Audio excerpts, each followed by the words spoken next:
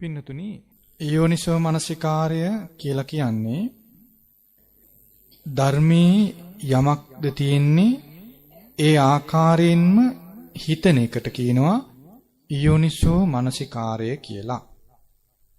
කල්යාණ මිත්‍රයා යමක්ද කියන්නේ ඒක ඒ ආකාරයෙන්ම හිතනවට කියනවා යෝනිසෝ මනසිකාරය කියලා.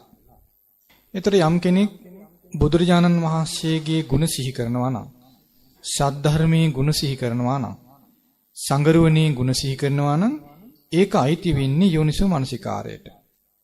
ඊළඟට යම් කෙනෙක් මේ ඇස අනිත්‍යයි, අනිත්‍ය ඇස මම නෙවෙයි, මගේ නෙවෙයි, මගේ ආත්මේ නෙවෙයි, මේ විදිහට ආයතන ගැන සිහි කරනවා. ඒක අයිති වෙන්නේ යෝනිසෝ මනසිකාරයට.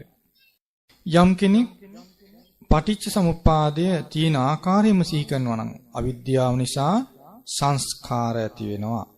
සංස්කාර නිසා විඥානය ඇති වෙනවා. විඥාන නිසා නාම රූප ඇති වෙනවා. නාම රූප නිසා සලආයතන ඇති වෙනවා. සලආයතන නිසා ස්පර්ශය ඇති වෙනවා. ස්පර්ශ නිසා විඳීම ඇති වෙනවා. විඳීම නිසා තණ්හාව ඇති වෙනවා. තණ්හාව නිසා උපාදාන ඇති වෙනවා. උපාදාන නිසා භවය ඇති වෙනවා. භවය නිසා ඉපදීම ඇති වෙනවා. ඉපදීම නිසා ජරා මරණ දුක් දුම්නස් මේ ආදී සියලු දුක් හට ගන්නවා. මේ සියලු දුක් හටගන්නේ මේ විදිහටයි.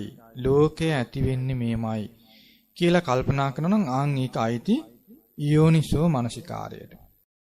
ඒ වගේම ලෝකේ නැති වෙන නිරුද්ධ වෙන ආකාරයට සිහි කරනවා නම් අවිද්‍යාව නැතිවීමෙන් සංස්කාර නැති වෙනවා.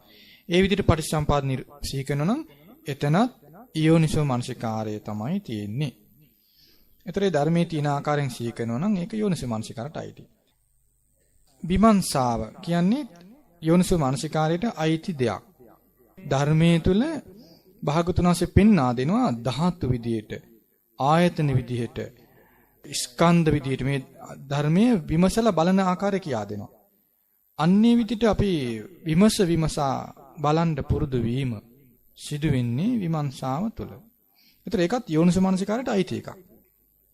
දැන් අපි ශරීරය ගැන බලන්නේ නේද? කෙස් තියෙනවා, ලොම් තියෙනවා, නියපොතු තියෙනවා, දත් තියෙනවා. මේ විදිහට ශරීරයේ ස්වභාවය විමසා බලනවා. ඒ වගේ යෝනිසෝ මනසිකාරයෙන්ම අයිති දෙයක් ඒක.